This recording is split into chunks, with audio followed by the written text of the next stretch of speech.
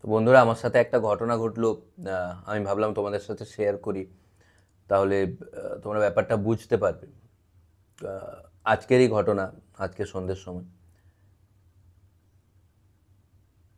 একটা বিপদের হাত থেকে বেঁচেছি বলা যেতে পারে। মানে বিপদের হাত থেকে এই জন্য বলছি, মানে আহ, খুব মারাত্মক সিচুয়েশন ছিল, কিন্তু বেঁচেছি আমার বীরত্বের জন্য।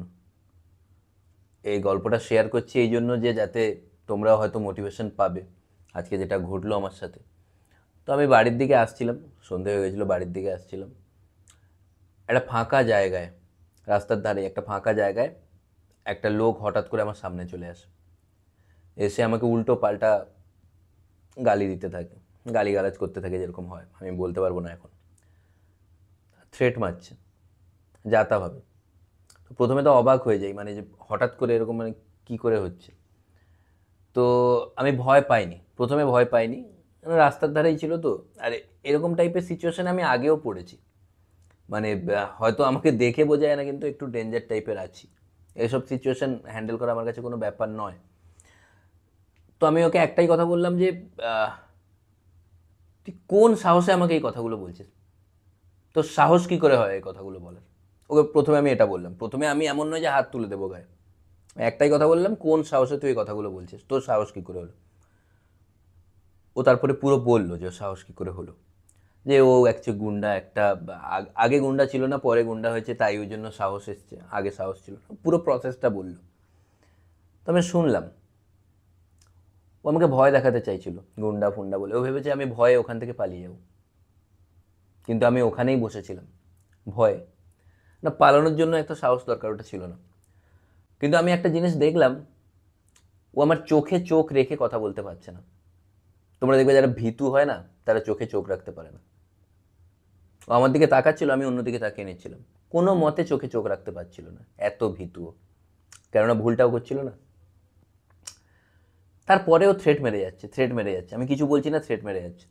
তাই আমি ভাবলাম না, ভদ্রভাবে এদের সঙ্গে হবে না। একটা একটা লিমিট আছে সব কিছুর। আমাকে ওদের মতো অভদ্র হতে হবে। আমিও থ্রেট মারলাম ঘুরে। পুরো কথা বন্ধ, কথা বন্ধ। মানে কথা বলতেই পারছে না, এত হাসছে আমার থ্রেট শুনে। কিন্তু তাতেও আমি ভয় পাইনি। যখন এইসব চলছে, হঠাৎ করে আমাকে চড় মারতে এসছে, খুব জোরে, খুব জোরে চড় মারতে আসছে। ও জানে না যে অ্যাকচুয়ালি আমিও একজন মার্শাল আর্টিস্ট, ডিফেন্স আমার কতটা স্ট্রং। চড় মারতে যাবে, সার্ট করে হাতটা এখানে, এখানে হাত লেগেছে। আমি থার্ড চড়টা ওকে মারতে দিইনি। অবাক হয়ে যায় থার্ড চটটা না মারতে পেরে। আমার হাতটা এরকম ছিল, বাম হাতটা, সাথে সাথে এটাকে নামালাম, ডান হাতটা এরকম তুললাম, তারপর বাম হাত ডান হাত করে ছুটে পালাতে লাগলাম ওখান থেকে। মানে পালাতে লাগলাম, এত ভীতু ও। ছুটে পালাতে পালাতে দেখলাম যে ওদের দলেরই চারজন আমাকে ঘিরে নিয়েছে সামনে। তারপরে ও এলো, পাঁচজন। ওদের পাঁচজন, আমি একা, 5:1। আমি বললাম না, I have to fight back. আমাকেও দেখাতে হবে। ওরা অ্যাকচুয়ালি অবগত ছিল না আমার পাশবিক শক্তি সম্বন্ধে। মানে ওরা জানতো না। আমার ভেতর থেকেই একটা আওয়াজ এলো, যেটাকে কান্না বলা হয়।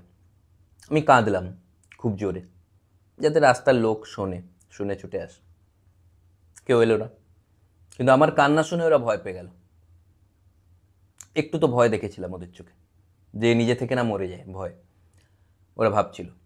তারপরে আমার সেই স্পেশাল শক্তি যেটা, সেটা বের করলাম, ডাইরেক্ট পায়ে ধরে নিলাম যে প্লিজ আমাকে ছেড়ে দাও, প্লিজ আমাকে ছেড়ে দাও। সাথে সাথে ওরা ভয় পেয়ে গেল, যে চল রে, মনে হচ্ছে মরে যাবে ভয়।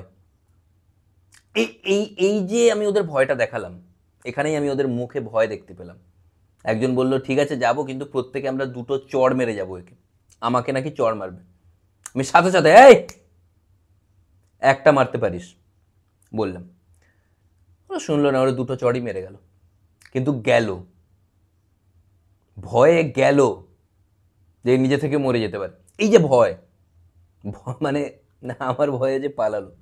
তো এখান থেকে তোমরা একটা শিক্ষা পেতে পারো যে নেভার গিভ আপ অ্যাটিটিউড। এরকম সিচুয়েশন থেকে না কখনো ভয়ে পালিয়ে যায়নি। কেন পালাতে গেলেও সাহস দরকার।